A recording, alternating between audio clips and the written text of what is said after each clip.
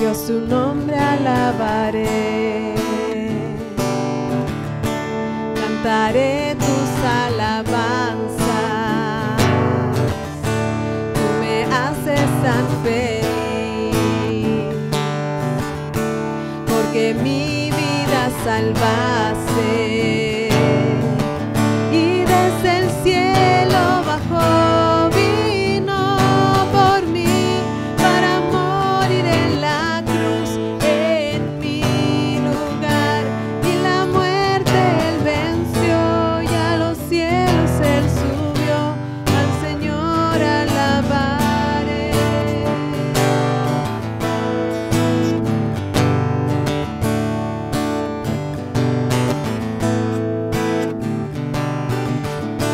Yo su nombre alabaré, cantaré tus alabanzas. Tú me haces tan feliz, porque mi vida salvaste, y desde el cielo bajó, vino por mí para morir en la cruz en mi lugar, y la muerte él venció, y a los cielos él subió, al Señor alabaré.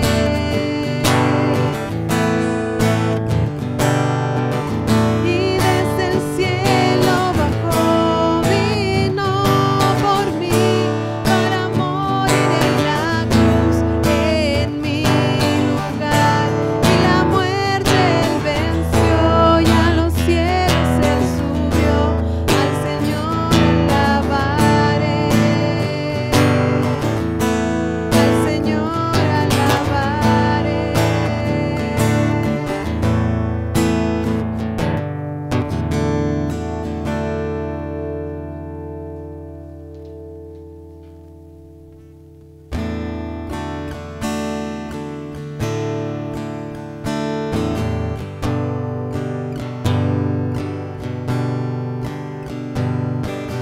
Él se humilló, el Padre lo exaltó.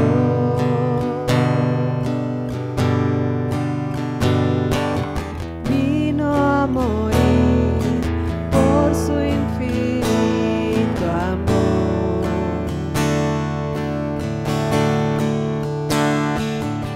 Hijo de Dios, santo y sin error.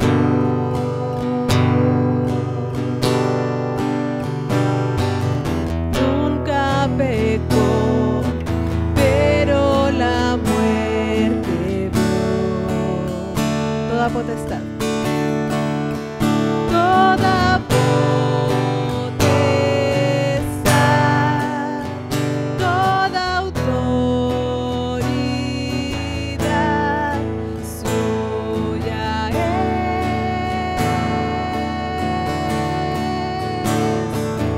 Santo, digno de honra y de gloria, digno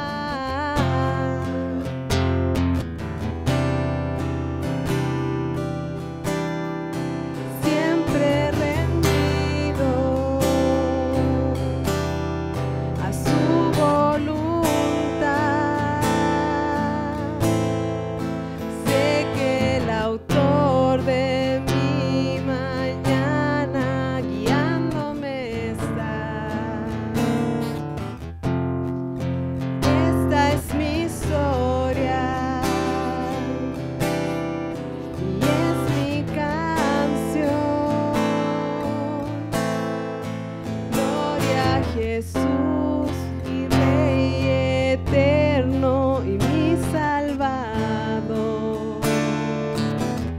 Yo confío en Dios, mi Salvador, que no fallará,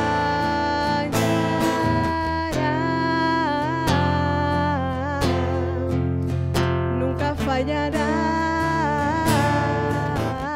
Yo confío en Dios,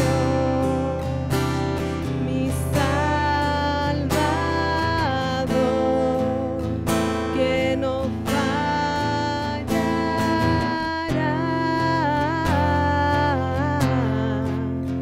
nunca fallará. Busqué al Señor, me escuchó y respondió. Busqué al Señor, me escuchó y respondió. Busqué al Señor, me escuchó y respondió. Y es por eso que yo confío. Busqué al Señor, me escuchó y respondió. Busqué al Señor, me escuchó y respondió. Busqué al Señor, me escuchó y respondió. Es por eso que yo confío en Dios, mi Salvador, que no fallará,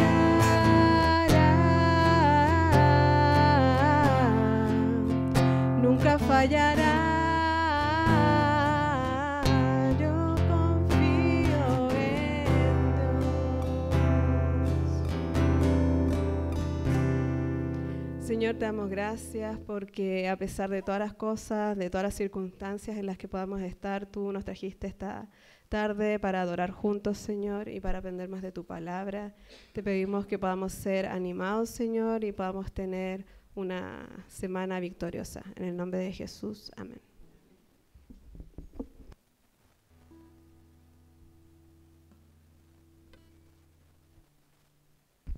Buenas tardes, chicas. No, pero hay algún par.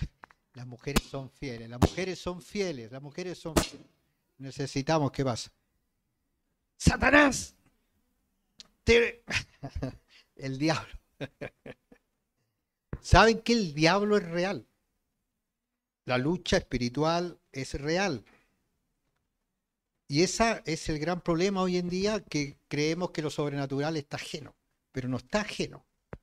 Cada día hay una oposición más sobrenatural, más que nunca. Pero si nosotros nos afirmamos en la verdad de Dios, somos victoriosos, como fueron todos aquellos que nos precedieron en la fe. Vamos a orar. Padre, damos gracias, Señor, y rogamos que nos hables y nos animes por medio de tu palabra. Rogamos también por nuestros hermanos y hermanas que nos vemos hace tiempo y pedimos que nos enfríen, y si se congregan en otro lugar, que puedan ser fieles donde están. En el nombre de Jesús, amén. Amén. Efeso, la iglesia de Efeso. Capítulo 2, verso 1 al 7. Quiero recordarles que hay tres métodos de enseñanza o de interpretación del libro de Apocalipsis. El primero es la interpretación pretérita, donde se dice que es una carta dedicada a los cristianos que estuvieron bajo persecución. La segunda es la historicista, donde tratan de poner ahí eventos de la historia humana relevantes, los tratan de ensartar ahí en el método histórico. Futurista es el tipo de interpretación que dice que la mayoría de los acontecimientos que encontramos en Apocalipsis van a venir al final de los días. Idealista es el cuarto método, que trata de decir que todo lo que encontramos en Apocalipsis es una lucha entre el bien y el mal. Ahora, nosotros como doctrina de Calvary Chapel, básicamente estamos en el método futurista.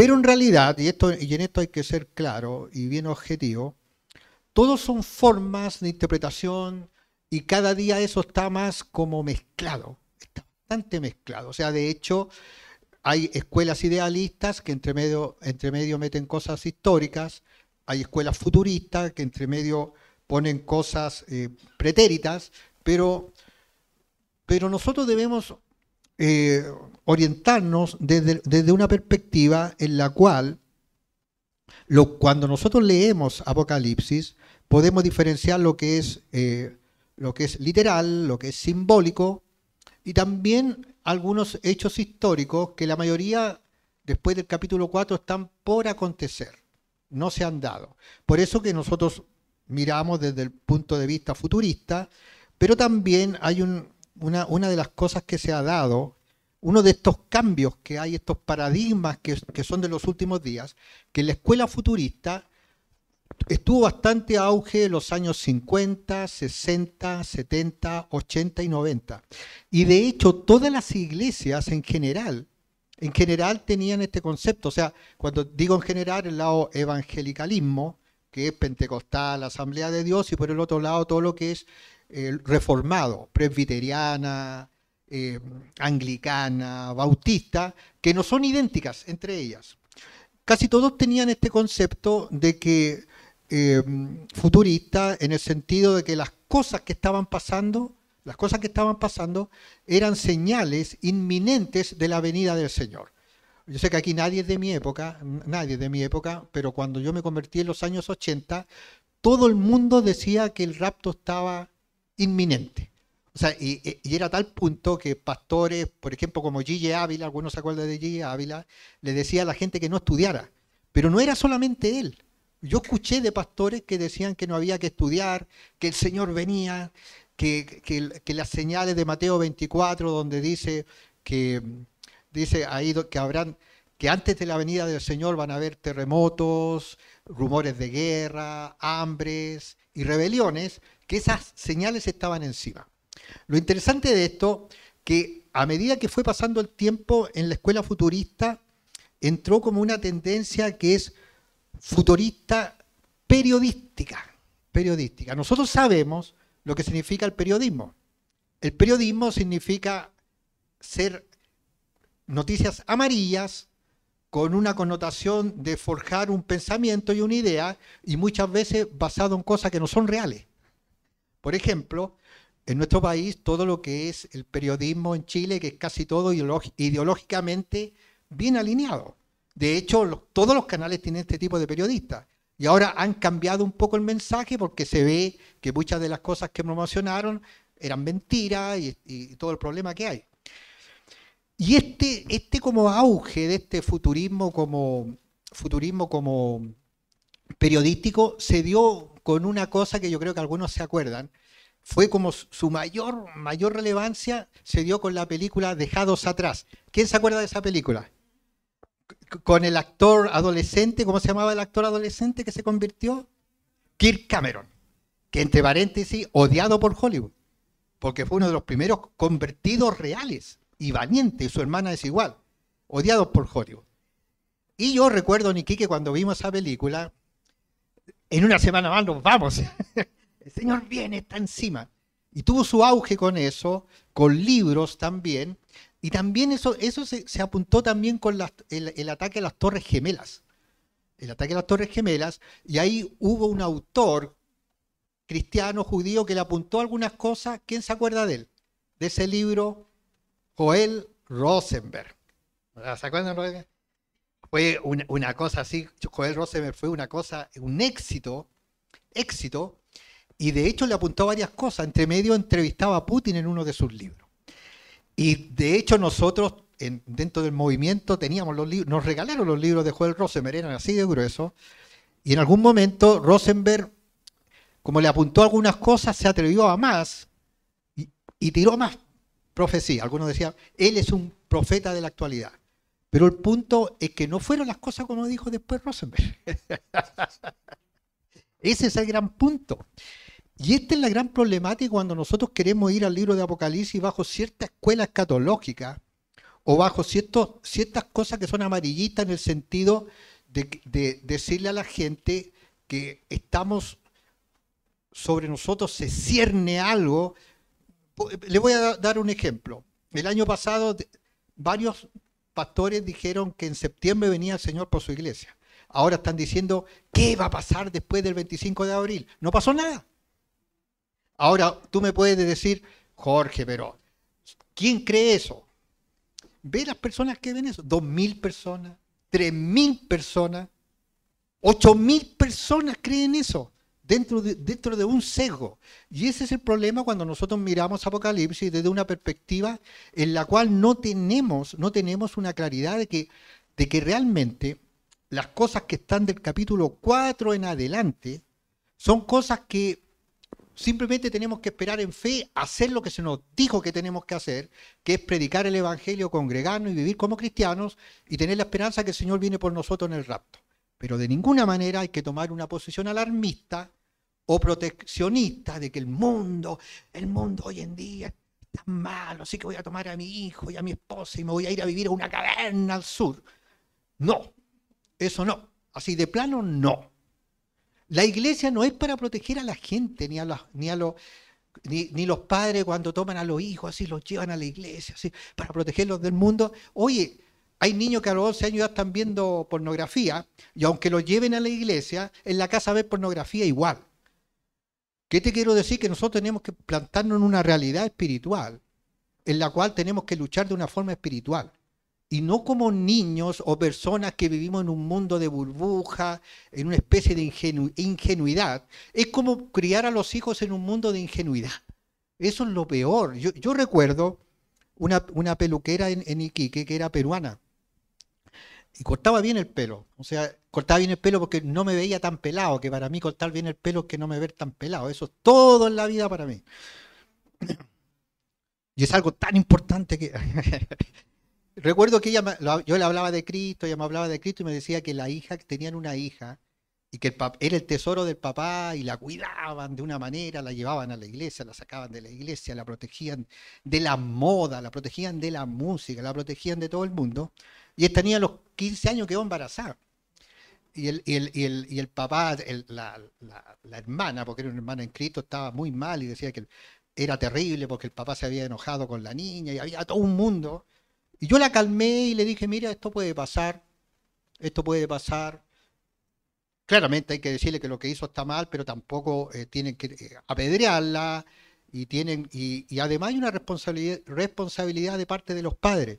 Y mira lo que te voy a decir, que es como contracultural. La responsabilidad de los padres no tiene que ver solamente con mantenerlos protegidos del mundo que los rodea, en algún lugar donde están todos los niños, como esa de Pinocho, que se van al mundo de nunca jamás. La responsabilidad de los padres es enseñarles la palabra y hacerlos fuertes para que sean fuertes cristianos en un mundo que se los quiere destruir. Cuando tú haces a tus niños dependientes de ti, de estructuras, de formas, de religión, tú vas a tomar a esos niños y los vas a tirar completamente desarmados al mundo y el mundo se los va a comer. Se los va a comer. Eso hay que tener claro eso.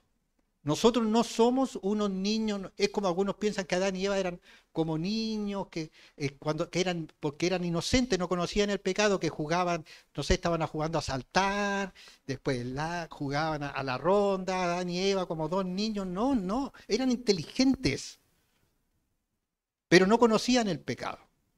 Entonces, ¿por qué les digo acerca de esto? Porque nosotros tenemos que afirmarnos bien en la realidad. No hay ninguna señal. Mira, si tú prendes YouTube, ¿quién conoce a Gary Lee? Gary Lee, lo conocemos mucho. Gary Lee cuando empezó la pandemia, el Señor viene, afírmense por lo que está pasando, porque de aquí a un año más ya no vamos a estar acá. Todavía estamos acá.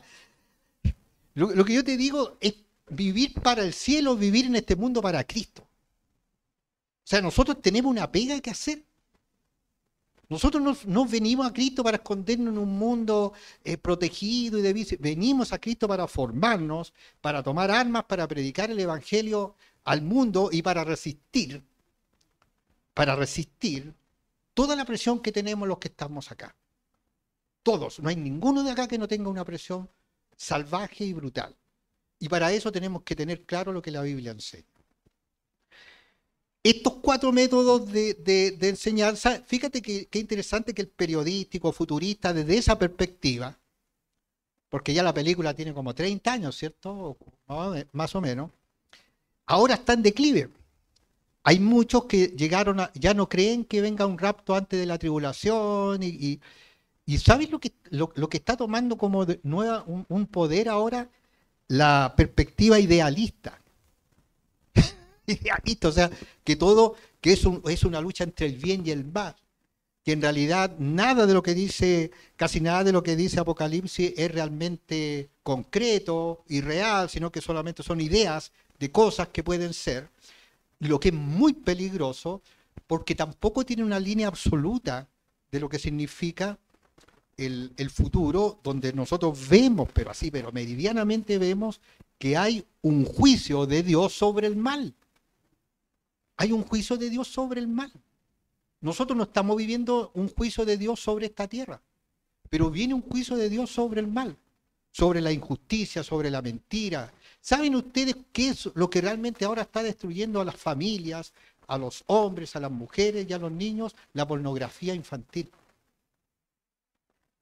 Lo peor de lo peor está ahora.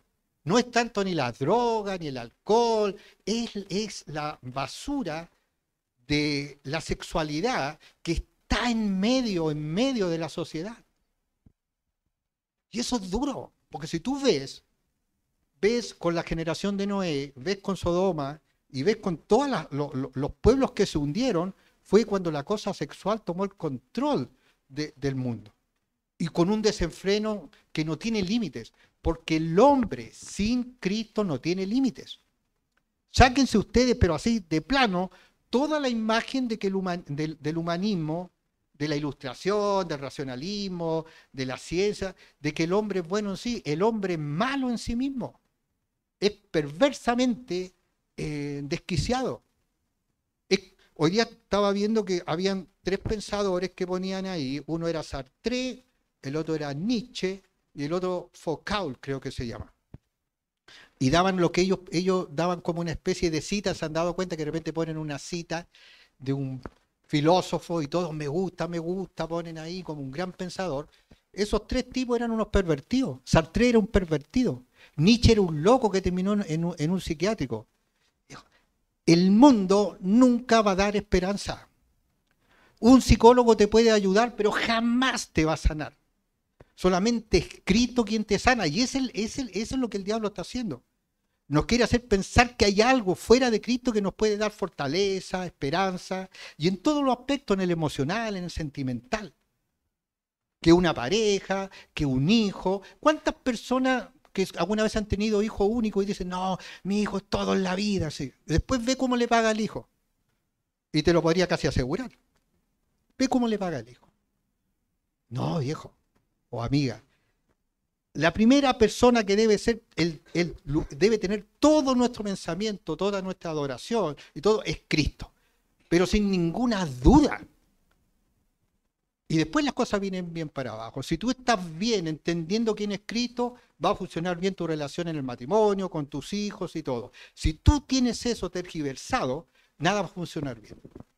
Y eso es algo que nosotros lo vemos en forma real. Cuando Juan escribe acerca de estas 7 iglesias que nosotros vimos que son iglesias que son de la región de Turquía, Asia Menor, Efeso, va a escribir acerca de 7 tipos de congregaciones, 7 tipos de cristianos, y va a dar algunos chispazos de cómo la iglesia tomó algunas de estas perspectivas durante su historia. Algunas perspectivas de estas. Y que el estudio de eso nos da... 7 es el número total de Dios. 7 es como decir, estas 7 iglesias, 7 tipos de iglesias, siempre van a estar. Siempre van a estar. Ahora, hay una iglesia que el Señor no la amonesta. Yo recuerdo haber enseñado eso. El otro día estaba leyendo un poco acerca de eso y decir, nosotros somos esta iglesia. La de Filadelfia.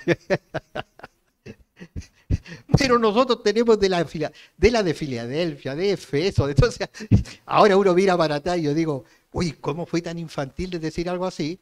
Porque leí un libro de escatología donde el autor, que se alineaba con una línea escatológica, decía, nosotros somos esta iglesia.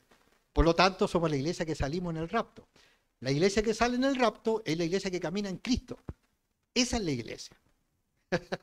Entonces, es interesante esto porque cuando estudiamos esto desde esta perspectiva, tenemos esperanza, reconocemos nuestra realidad y podemos tener pleno entendimiento de las cosas. Porque cuando nosotros vemos que hay lecturas tan erradas, es simplemente porque la escuela por la que se formaron estos pastores o líderes jóvenes, o la que tomaron, es una escuela que está generalmente prejuiciada solamente con el pensamiento o de la denominación o perspectiva teológica. Entonces tú de repente puedes decir una cosa, Dios está haciendo algo tremendo, cuando Dios no está haciendo algo tremendo, porque la gente no está involucrada en algo tremendo. Tú puedes decir algo, cuando lo que pasó con el movimiento de Calvary Chapel, cuando fueron de la revista Time, porque estaba pasando. Pero tú puedes escribir, está pasando algo tremendo, pero no está pasando. Por ejemplo, en nuestro país, en las Calvary Chapel no hay jóvenes. Y en general hay pocos jóvenes en la iglesia. Y esa es la realidad. Entonces, cuando tú entiendes la realidad, puedes orar y pedirle a Dios que tenga misericordia. Pero cuando a ti te dan una lectura de algo que es irreal, pero es lo políticamente correcto y lo que tienes que decir, entonces estás bailando con la fea. O sea, estás promoviendo algo que no existe. Porque lo peor que podemos tener como cristianos es no ver la realidad. ¿Y por qué les digo que es lo peor? Porque el diablo es lo que quiere. El diablo no quiere que vea nuestra realidad. ¿Cómo vamos a proceder al arrepentimiento si no vemos nuestra realidad? ¿Cómo vamos a crecer en Cristo si no vemos nuestra realidad? ¿Y por qué los pastores o por qué no se habla de la verdad de Dios? Por algo muy simple. Porque las personas no quieren escucharla.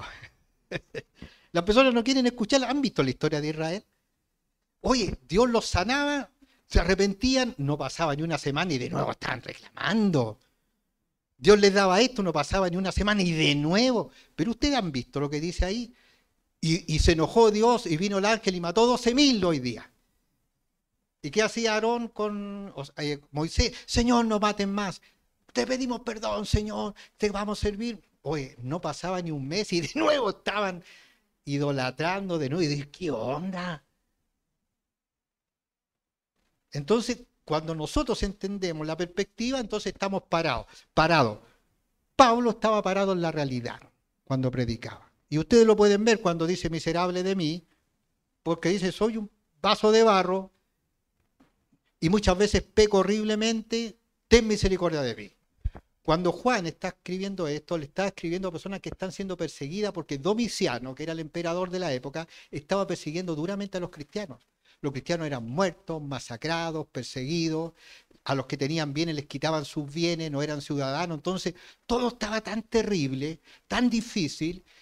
Entonces, Juan escribe esto para primero mostrar algo. Lo primero del libro de Apocalipsis, a Cristo glorificado. A Cristo glorificado. O sea, lee de nuevo cuando Cristo es glorificado e imagínate ese ser, Dios, porque se identifica como Alfa y Omega, está de tu lado. Está de tu lado. Y lo segundo es que Dios va a hacer juicio sobre el malvado. Mientras estemos en este mundo no vamos a ver eso. Y vamos a ver incluso injusticias en contra nuestras terribles, pero terribles. Y algunas veces algunos cristianos dicen, hermano, pero Dios va a hacer justicia. Puede que sí, pero también puede que no. Porque todavía Dios no interviene con su justicia. Porque su justicia es justicia y castigo. Y va a ser duro. Seguimos en el tiempo de la gracia esperando que el pecador se arrepienta. Entonces, veamos qué dice ahí. Capítulo 2, versículo 1 dice, escribe al ángel de la iglesia en Efeso. Así dice el que lleva 7 estrellas en su mano derecha y anda en medio de los 7 candeleros de oro. En el versículo 20 habíamos visto que decía, este es el significado de las 7 estrellas que has visto en mi mano derecha y de los 7 candeleros de oro. Las 7 estrellas son los ángeles de las 7 iglesias. En el 20 dice que las 7 estrellas son los ángeles que protegen la iglesia.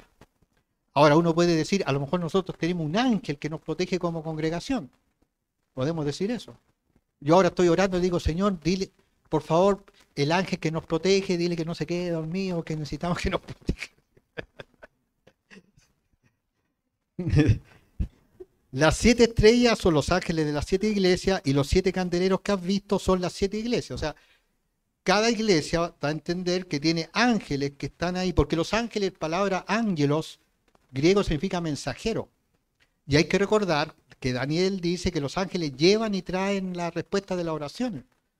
De que el otro día yo estaba orando, estoy orando hace tiempo por algo, entonces dije, a lo mejor hay un demonio peleando con este ángel para que la contestación de Dios no llegue a mí.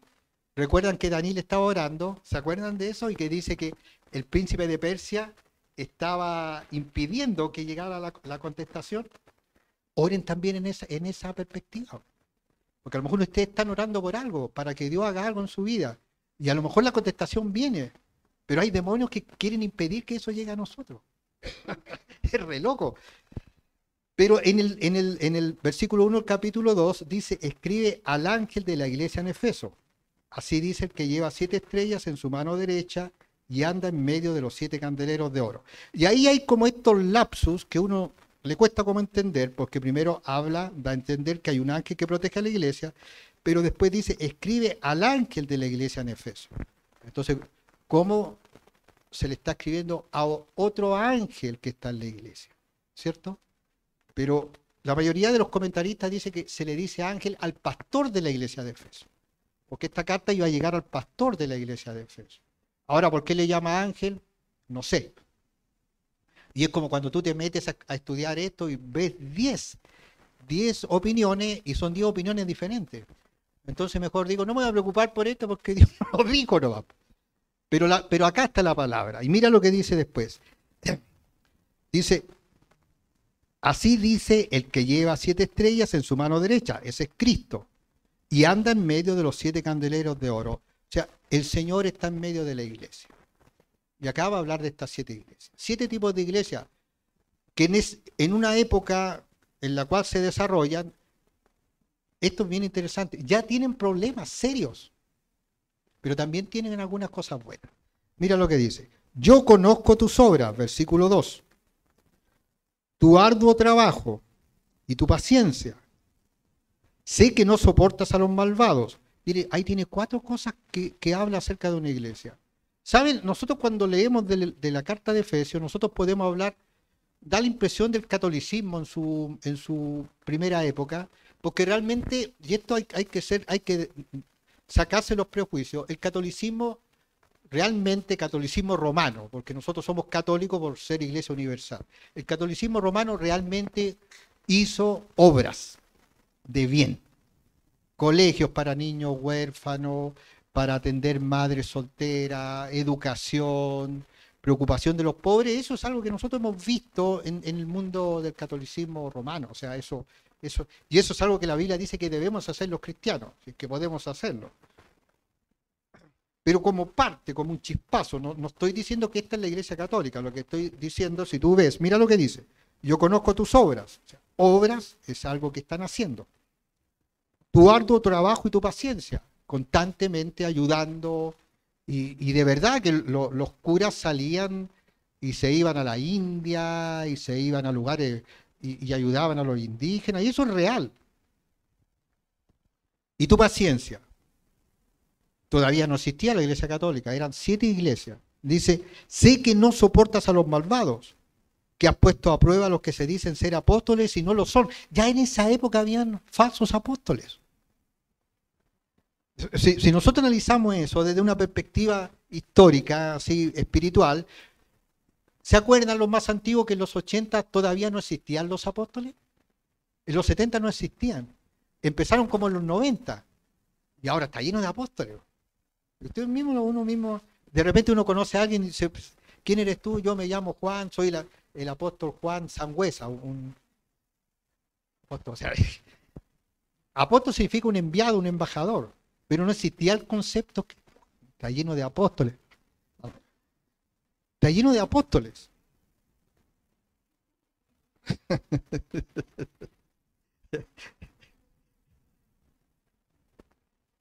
Has puesto a prueba a los que dicen ser apóstoles y no lo son. Y que has descubierto, wow, que son unos mentirosos. O sea, ya en esa época que no habían redes sociales existía esto. Por causa de mi nombre has resistido, sufrido y trabajado arduamente sin rendirte. Si nosotros vemos estos dos versículos, ¿qué vemos ahí? Una iglesia potente. O sea, están preocupados de los necesitados, tienen paciencia, no soportaron a los falsos, los sacaron, ha resistido la persecución. Bajo persecución no se han doblegado. No se han doblegado. Y trabajado arduamente sin rendirte. Efeso era una ciudad muy importante de la época en que Roma era el que dominaba el mundo. Era una ruta de viajes. O sea, era una ciudad importante del mundo antiguo, pero tenía una característica. Ahí estaba Diana de los Efesios, esta diosa antigua que en algunos hay un busto famoso en que está llena como de pechos. Esta diosa era adorada por medio de prácticas sexuales, o sea, orgías. Se hacían orgías para adorar a esta diosa. Pero además, ¿recuerdan ustedes en el libro de los Hechos, cuando Pablo predica en Efeso y la gente se empieza a convertir y a quemar los ídolos, y que los plateros que hacían imágenes de Diana de plata se enojaron en contra de ellos y los fueron a acusar y los sacaron, los echaron de la ciudad porque estaban perdiendo dinero, porque la gente ya no estaba comprando estos ídolos de plata? Entonces, Efeso era un lugar difícil. Fue difícil cuando empezó Pablo en la iglesia, era un lugar difícil, se adoraba una diosa. Si tú piensas en el mundo antiguo, cuesta un poco meterse como era el mundo antiguo. Todo estaba en torno a los dioses que tenían y había un orgullo de su dios. Un orgullo.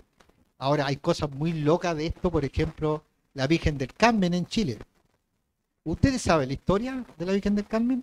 Bueno, los más antiguos la sabemos. Según dice que en una de las últimas batallas contra los españoles apareció la Virgen del Carmen en el cielo bendiciendo al ejército de Chile. Cuando uno es chico cree ese tipo de cosas, ahora pienso, realmente estaba Bernardo Higgins y todo de ahí, y de repente alguien, oye, mira, ahí está la Virgen, y la Virgen bajó y dijo, yo soy la patrona del ejército de Chile. Eso es como relato entre místico y verdadero. Pero ahí también te das cuenta de algo, cómo el concepto de una especie de diosa está involucrado en todo el colectivo humano. La Pachamama, la Madonna, ¿saben quién era la Madonna? No la que canta o la que cantaba. La Madonna era una imagen que estaba en el mundo romano, que era una mujer con un niño en los brazos. Esa misma imagen de la Madonna, de la mujer con los niños en el brazo, es la imagen que nosotros tenemos de la Virgen María con un niño en sus brazos. Y ahí te das cuenta del sincretismo que se fue metiendo. Cuando escribe Juan esto, está diciendo, puede venir todo esto. ¿Qué nos dice la historia? Que vino. Se luchó. Por eso que nuestra batalla es dura. Porque imagínate, ¿qué es lo que es ahora lo que la lleva? La ideología. Pero claramente es la ideología. Con su connotación de igualdad, de todas estas cosas que al final es un relato de mentira, porque no es algo real. Por ejemplo, el otro día escuché un periodista chileno que dijo, no es verdad que acá en Chile se roba porque no tienen que comer. ¿Quién cree que en Chile la gente, los jóvenes que roban es porque no tienen que comer? Si andan vestidos con ropa carísima, las zapatillas valen cosas de oro, nunca fue así. Pero ¿qué dijo la ideología? Roban porque no tienen que comer. Eso es cuando una mentira se impone y cuando nadie quiere ser políticamente incorrecto, se apoya. Y grupos cristianos dicen, no voy a luchar contra esto, lo voy a apoyar desde una perspectiva cristiana. Así es como es el engaño. Es útil. Entonces, dice ahí que han resistido. Pero mira el versículo 4, pero tengo contra ti que has abandonado tu primer amor. ¡Wow! Has abandonado tu primer amor. ¿Quiénes saben? Levanten la mano los que saben el primer amor, en lo que significa el primer amor en Cristo. Levanten la mano. Casi todo, casi todo, casi todo. Cuando uno se convertía antes se hablaba mucho de eso. ¿Cómo éramos? Éramos apasionados. Predicábamos a medio mundo, podíamos estar toda la noche orando. Yo recuerdo que tenía 23 años y de repente iba a la casa de un amigo y me decía, mira, ven, sube, estoy orando, estoy leyendo la Biblia, leyendo la Biblia. ¿Se han dado cuenta que los creyentes ahora casi no leen la Biblia? Leyendo la Biblia. Y después habíamos 4 o 5, oye, vámonos al cerro a orar y vamos a predicar. Y está enferma tal persona. Un primer amor así, pero pasional. O sea, e incluso sacrificial. Sacrificial. Yo recuerdo los primeros conciertos en Viña, que yo lo organizaba de cerro en cerro con unos equipos viejos. En los años 80 no había plata en Chile. La música, la gente que cantaba ni se entendía lo que cantaban, pero acarreando equipos, predicando, yendo a ver, y te hacías amigo de cualquiera, y de repente orando por sacar un demonio. Era una cuestión pasional. Pero fíjate, ahora no existe esta pasión. Ahora, es verdad que hay toda una cosa sobre este mundo, está diferente. Pero lo que sí que tenemos que entender, y esto es lo que le digo, que los relatos tienen que estar de acuerdo a lo que dice la palabra. Porque acá lo que dice Juan, no dice el mundo está de tal forma, dice has perdido tu primer amor. Y eso es lo que importa. O sea, nosotros podemos decir, sí, es que es más difícil con mi familia, es más difícil en mi trabajo. Sí, es verdad. Pero no tiene que ver con perder tu primer amor.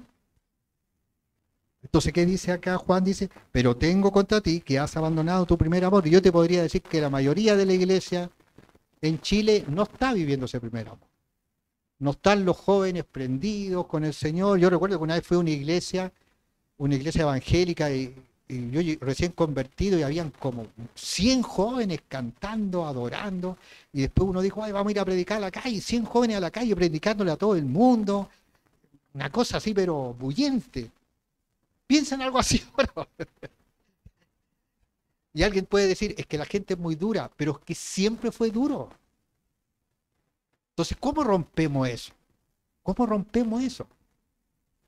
Y es volviendo a nuestro primer amor, pidiéndole a Dios, Señor, lo primero es esto, ¿realmente quiero a Cristo en mi vida? ¿Como el centro de mi vida?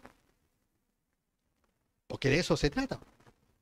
Si una persona, yo recuerdo en Iquique que se me acercaban personas que le predicaba y me decían, no, yo quiero venir a la iglesia porque quiero recuperar mi matrimonio, porque estoy sin trabajo. Esas personas ninguna permaneció en Cristo. Porque o vienes por Cristo o vienes por los panes y los peces. Que Dios te arregle. Ya, te voy a dar un ejemplo. Tú piensas en alguna situación que tú ahora dices, Señor, si tú arreglas esto, yo te voy a servir. Y si Dios decide romper eso, hacerlo triza, totalmente diferente a tu petición, ¿dónde está tu corazón en eso? ¿Dónde está tu posición? Mira lo que dice después. Así que ponte a pensar en que has fallado y arrepiéntete. Tenemos que arrepentirnos como iglesia. Nosotros como en nuestro país no debemos dejar de orar para que Dios haga una obra. Y no importa que no la haga con nosotros. Que la haga con quien Dios quiera. Pero por favor que la haga. Porque de repente estamos metidos en nuestros límites de movimiento o denominación y pensamos, Señor, bendice esta denominación. No tiene nada que ver con eso. Señor, bendice tu obra y que usa a quien te le dé la gana. Y generalmente Dios usa a quien se le da la gana. Así que ponte a pensar en que has fallado y arrepiéntete. Y vuelve a actuar como al principio. De lo contrario, vendré a ti y si no te arrepientes, quitaré tu candelero de su lugar. ¡Wow! Yo te digo que esto es una realidad. En el mundo existen congregaciones que lo único que tienen de iglesia es el nombre. Son lugares muertos con zombies que están ahí sentados, que tienen una religiosidad, que están preocupados de que el matrimonio no se echa a perder, que no sé, de que el hijo tenga una carrera, de lo que tú puedas pensar. Pero no es Cristo el centro. No es Cristo el centro. La religión te hace ser pasivo y te hace sentir como una especie de protección. Y después, lo que pasa es que después eso cada vez es más pasivo, a un punto de nadie querer arriesgar nada. Estas son palabras duras. Son palabras duras, no son palabras suaves. Y el amor de Dios está ahí presente. Y Dios está llamando a esa iglesia. Y muchas veces somos tan así, tenemos la epidermis tan delgada, es como cuando los discípulos le dijeron al Señor que es duras palabras estás diciendo. ¿Y qué le dijo el Señor? Bueno, si tú te quieres ir. Ese tipo de cosas no se dicen nunca.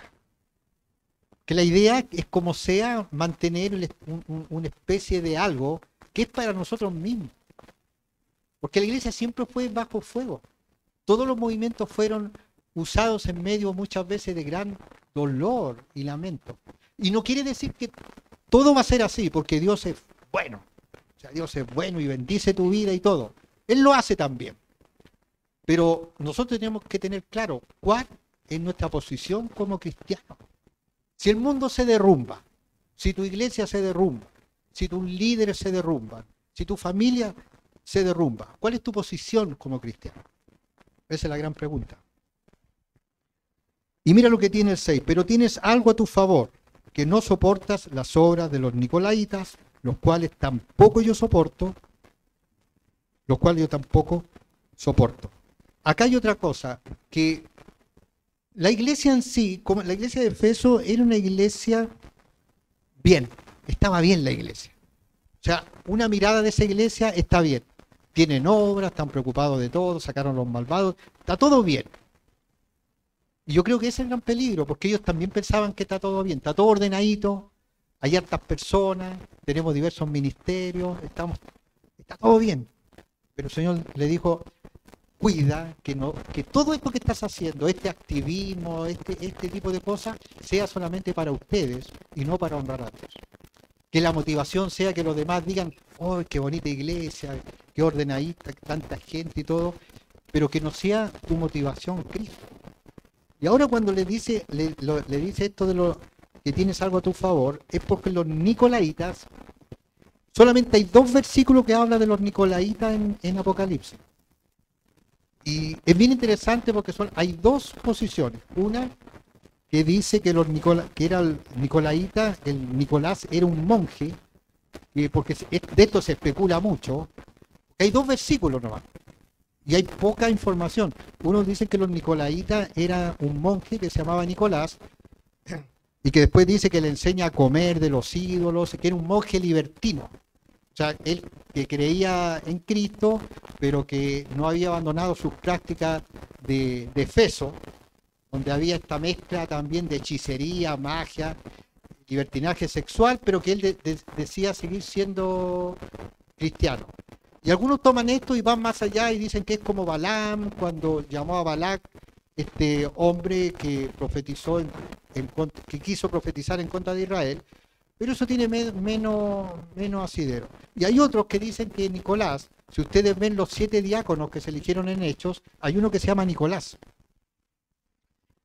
Uno piensa eso y dice, pero de esos 7 diáconos se habrán equivocado los apóstoles y eligieron a uno mal. ¿Por qué no? ¿Se acuerdan ustedes cómo eligieron a los 7 diáconos? ¿Quién se acuerda?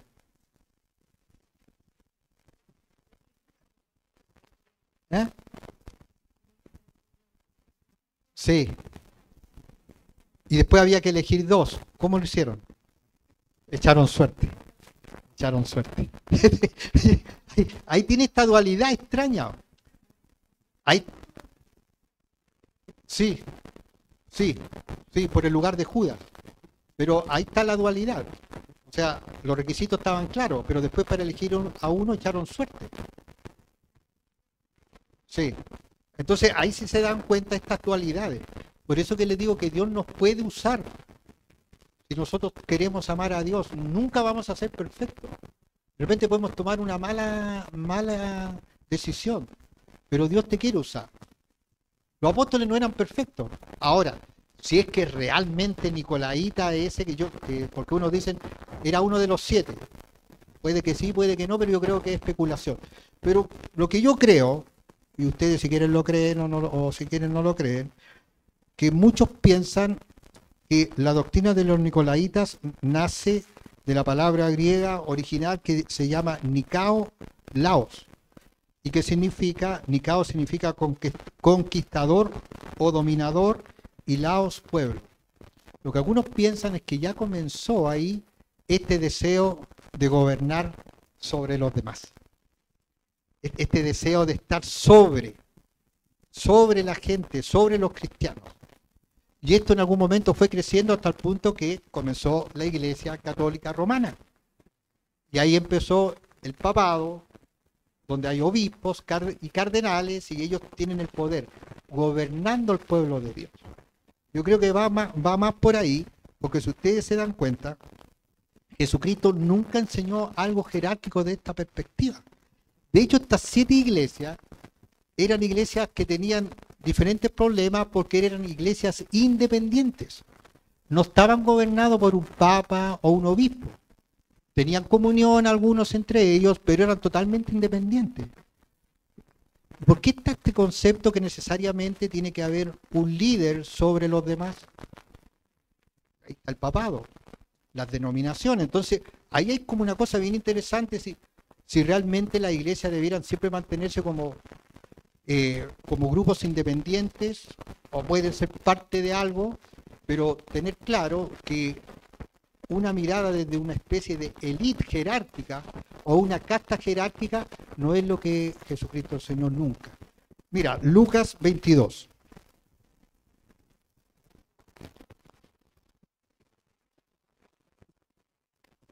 Lucas 22, versículo 24 al 26. Este es el contexto es que estaban los discípulos conversando acerca de cómo veían a Jesucristo y cómo veían su predicación y a qué se refería cuando hablaba del reino de Dios. Dice, además, los discípulos tuvieron una discusión en cuanto a quién de ellos sería el mayor. Siempre ha estado ese anhelo, y sobre todo en la cosa religiosa, de alguien que domina o grupos que dominan. En cuanto a quién sería el mayor.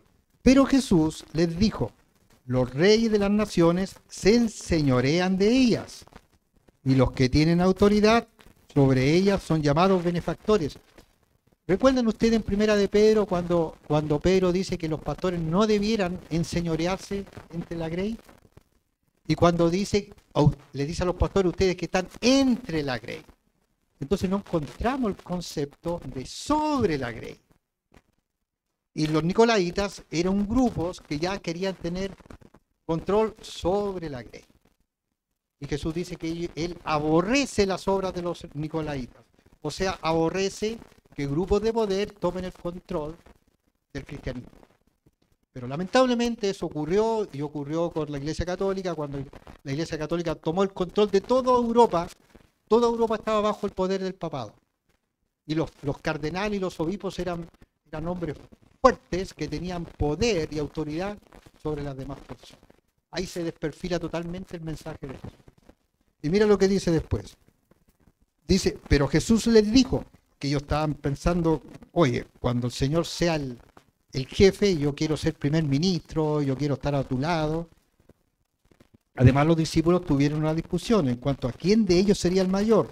Pero Jesús les dijo, los reyes de las naciones se enseñorean de ellas, y los que tienen autoridad sobre ellas son llamados benefactores.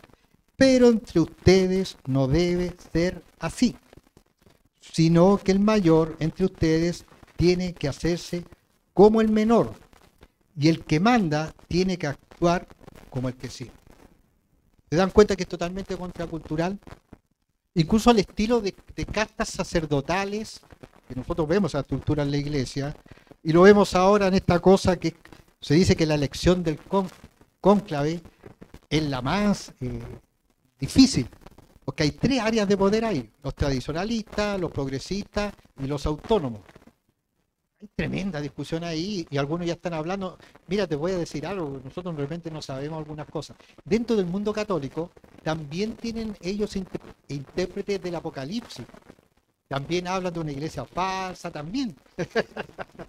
Y algunos están diciendo que posiblemente el gran peligro es que ellos creen que si eligen un papa puede ser el anticristo.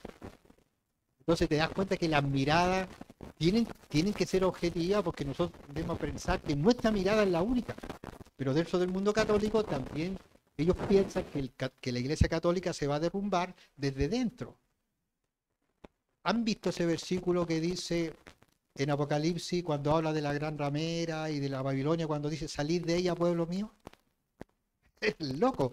Nosotros podemos decir, está hablando solamente de la Iglesia Católica. ¿Y si también está hablando del mundo protestante que se ha prostituido al mundo? ¿Por qué no? Yo te digo, muchas personas creen que porque son evangélicos son salvos. Y algunos dicen poco menos que si tú no perteneces, si tú no eres de esta denominación, entonces no eres salvo. Entonces es bien interesante esto, porque al final la obra del Espíritu Santo sobre quienes se arrepienten de verdad. Siempre ha sido así. Y Dios saca a quienes a quienes quieren servirlo, y lo saca para servirlo a Él. Y no siempre va a ser todo color de rosa. No siempre va a ser todo color de rosa. Porque es una batalla espiritual. Entonces, volviendo para terminar, el último versículo dice, mira el versículo 7, mira cómo termina, dice, el que tenga oídos, yo tengo la oreja grande, así que puedo escuchar. El que tenga oídos, que oiga lo que el Espíritu dice a la iglesia. Y es el punto de nosotros como creyentes del mundo entero. Tenemos que estar atentos a la voz del Espíritu. De repente escuchamos voz de alguien que dice ser apóstol, de un teólogo que estudió, estaba viendo a alguien que decía, de un libro de Apocalipsis, desde la perspectiva idealista, y decía, le daba nombre como de 3 universidades, que era aprobado por maestros, doctos que han estudiado, los expertos, decía. Pero dijo una cosa de Apocalipsis que es una locura. Él no cree que los 144.000 judíos son judíos. Dice que no son judíos. Pero si ahí dice que son judíos, y dice que son incluso de las tribus, pero él es un experto, está en una escuela teológica, pero Jesucristo no trajo los expertos para su grupo, trajo los que tenían un corazón para él. Entonces, ¿qué es lo que dice acá? Lo que el Espíritu dice a la iglesia, porque el Espíritu Santo sigue hablándonos ahora. Cuando digo ahora, estoy hablando de todos los creyentes del mundo que creemos en Cristo y en su palabra, en el poder del Espíritu Santo. Nos sigue hablando espiritualmente. Pero cuando nosotros creemos que solamente nos habla un teólogo, un líder, alguien que escribió un libro, entonces estamos poniendo nuestra fe en algo que puede ser equívoco. El que tenga oídos, que oiga lo que el Espíritu dice a las iglesias. Al que salga vencedor. ¿Qué significa salir vencedor? Que estamos en una pelea, estamos en una batalla. Al que salga vencedor, o sea, es pelea, es batalla. Y todos sabemos que es batalla, ¿cierto?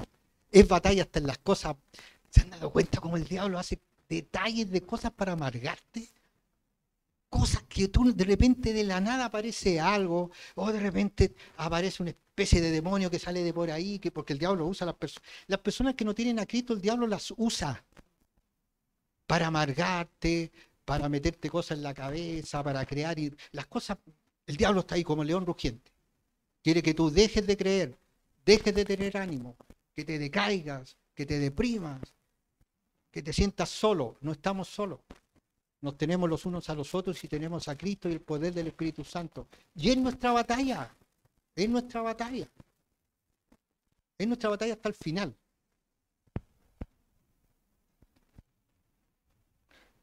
Al que salga vencedor, le permitiré comer del árbol de la vida. Vamos a vivir eternamente, vamos a poder comer todo lo que queramos del árbol de la vida y no vamos a subir de peso. ¿No es maravilloso eso? Eso no nos da una fuerza para seguir adelante. Solamente con eso ya estamos dados. Viene una eternidad. De verdad que viene una eternidad. Y nuestra vida va a pasar así. Y cuando estemos delante del Señor te va a decir, te di todos estos dones, te di todas estas cosas. ¿Qué hiciste con eso? Nada. Pasa rápido para allá. No quiero ver. Ahí con el Felipe arrancando. Corramos, Felipe, porque no. Siempre con el Felipe.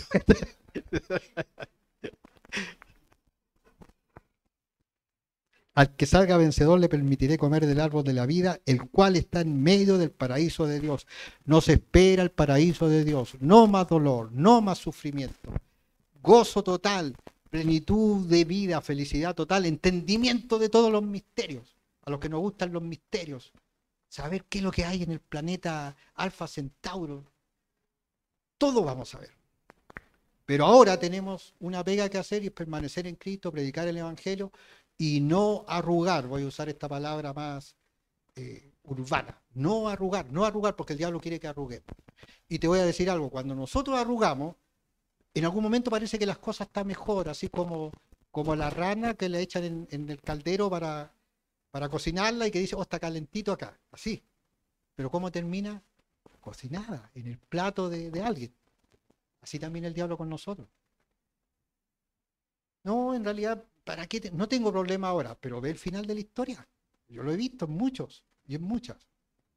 En Cristo somos más que vencedores y ahí nos afirmamos. Y aunque seamos pocos, como dice la canción, somos fuertes. Somos pocos pero fuertes. Y ahí estamos. Antes de pasar a la cena, que la vamos a tomar al final. Al final vamos a tomar la cena, después al final cada uno toma su copa y su pan. Quiero decirle que tenemos dos compromisos. Sábado 17 de mayo hay una invitación de Calvary Chapel. La familia se va a hacer en Quintero una cosa evangelística. Va a ir también Refugio, van a haber hermanos que vienen de afuera de Chile. Y vamos a tener un evangelismo ahí al aire libre a las 4 de la tarde, sábado 17, por si quieren ir. Y lo otro es el 21 de mayo. Ahí estamos, les voy a decir algo, cómo va avanzando eso. Hay hartos interesados en venir. Hay como 5 iglesias que ya están interesadas en venir. Igual, para mí, en algún momento pienso en esto y realmente derrotar gigantes. Pero tenemos que ver lo que Dios hace. Tenemos que pagar la mitad ya del arriendo porque arrendamos todo esto. Y tenemos que alimentar, a lo mejor, salió bien esa. Posiblemente entre 100 y 120 personas. Así que vamos a pedir que el Señor multiplique los Ya tenemos los grupos de alabanza confirmados. Así que los que quieran cooperar con la Andrea, y ese es nuestro desafío que se nos viene. Yo estoy animado con la obra de Dios, de verdad. No hay nada mejor que estar en la obra de Dios. Tiene sus momentos duros y todo, pero el gozo está ahí presente. Señor, te damos gracias por este día, Señor. Te rogamos por todos, por esta ciudad, Señor, por toda esta ciudad, Santiago. Te rogamos por los hermanos que están en la otra sala también, adorando a Dios. Te rogamos por todos aquellos que te quieren servir, los que te aman. Te rogamos por los que están solos. Te rogamos por los que están desanimados. Te rogamos por aquellos que realmente están solos, que no tienen ni un familiar, ni que todo lo que tienen que enfrentar se ve muy difícil. Yo, Señor, te ruego por misericordia y por puertas que se abran para dar descanso. Y también, Señor, como tú lo hiciste con tus discípulos antes de ir a la cruz, oramos por la copa y el pan que vamos a tomar ahora, después de la alabanza, en el nombre de Jesús. Amén. Entonces, hacemos una última canción y después atrás el pan y la copa.